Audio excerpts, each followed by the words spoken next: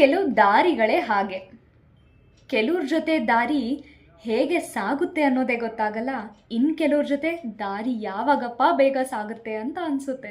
ಕೆಲವು ದಾರಿ ನಮಗೆ ಖುಷಿ ಕೊಟ್ಟರೆ, ಇನ್ನು ಕೆಲವು ದಾರಿ ಬರೀ ಪಾಠಗಳನ್ನೇ ಕಲಿಸುತ್ತೆ. ಇನ್ನು ಕೆಲವ್ರ ಜೊತೆ ಖುಷಿ, ನೆಮ್ಮದಿ, ಇನ್ನಿಲ್ಲದ ಸಂತೋಷ. ಇನ್ನು ಕೆಲವ್ರ ಜೊತೆ ಅಳು, ಅವಮಾನ, ದುಃಖ, ದುಮ್ಮಾನ ಇವೇ ತುಂಬಿರುತ್ತೆ.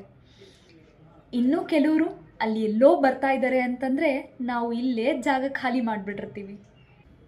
ಇನ್ನೂ ಕೆಲವ್ರು ಬರ್ತಾರೆ ಅಂತಂದರೆ ನಾವು ತುದಿಗಾಲಲ್ಲಿ ಅವ್ರಿಗೋಸ್ಕರ ಕಾಯ್ತಾ ನಿಂತ್ಕೊಂಡಿರ್ತೀವಿ.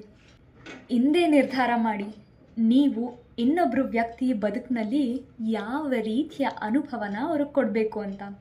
ನಿಮಗೋಸ್ಕರ ಅವರು ಮಾತಾಡಬೇಕು ಅಂತ ಕಾಯ್ತಾ ನಿಂತ್ಕೋಬೇಕಾ, ಅಥವಾ ನಿಮ್ಮನ್ನು ನೋಡಿದ ತಕ್ಷಣ ಓಡಿ ಹೋಗ್ಬೇಕಾ ಅಂತ.